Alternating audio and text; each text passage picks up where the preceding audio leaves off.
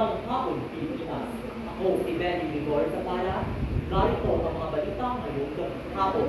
Patuloy ang kalalasan ng pagbubuko sa ilang bahagi ng ating bansa.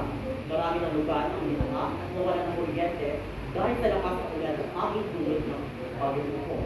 Para sa pinakabawang ulan sa lagay ng panahon, makakasama natin kami bukang wala sa ating weather center. Camille.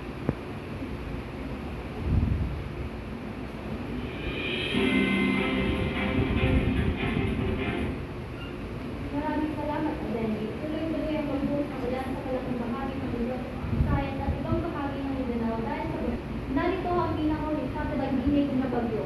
Makikita natin na saluyang nasa silangang bahagi ang sentro ng bagyo at inaasahang kikilos ito ang kanluran sa mga susunod na oras. May dala itong malaking na hangin na umaabot ng 120 kilometers per hour sa malapit sa sentro at pagbukaw na umaabot ng 150 kilometers per hour.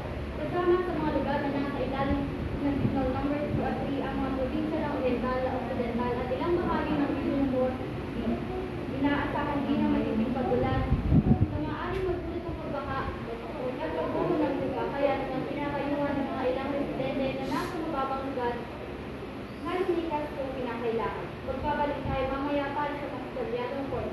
Balik kayo. Maraming salamat, Camille.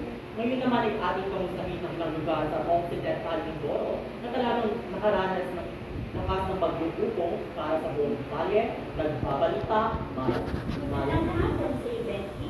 Narito ako ngayon sa Bukhalan Diyos sa Jose Occidental Mindoro na kung saan nakikita natin ang pagbuhay ng mga sa inyong bahagi ng lugar. Kanina lang, ay may mga aksidente na iigas dito na nagsimula nang pumasok ng tubig sa kagitan ng tahanan. Ayon sa aksidente si Joyce Riano, isa sa regalo sa Bukhalan Diyos ang nagbigay rin tayo ng tulong ay ang mga otoridad sa libre pagkain at libre tubig sa mga naapektuhan ng pagbubuko.